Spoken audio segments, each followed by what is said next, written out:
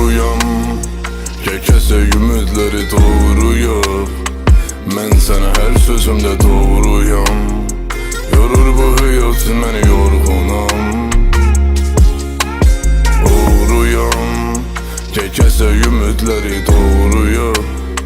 Mən sənə hər sözümdə doğruyam. Yorur bu həyat məni yorğunam.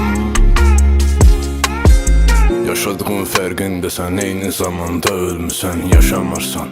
Deyək ki, günəş qədər parlaqsan, nə eləsələr sönmürsən, qaralmırsan. Bu yol o yoldu sənin, vadar eləyər bir siqaret yandırasan dayanacaqda.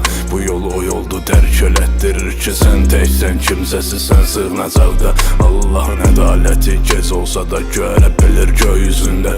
İnsanın mərhəməti tükəndikcə parçalanır yer üzündə. Atırsan addımlara, ayaqların boşa gedirsə palçıqdasan. Ortaya qoymasan insanlığı, aylartıq qumardasan. Gözümün görə biləcək hər yerdə sən görürəm utanmırsan. Oğruyam, kekesek ümidləri doğruyam. Mən sənə hər sözümdə doğruyam. Yorur bu həyat məni yorğunam.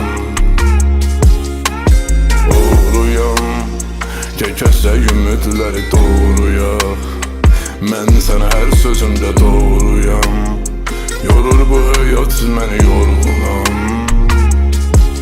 İçirsən içkidən, başın gedir, elə bilirsən, kayf edirsən. Silirsən, silməyə qıymadığın hər nə varsa sonra geri gəlirsən. Gedirsən, get gəlmə, kəs əlaqəni danışma. Gedirsən, silər şeyi bir dəfəlik heç barışma. Barışmaq istəsəm də gözümün önünə gəl axırıncı yazışma.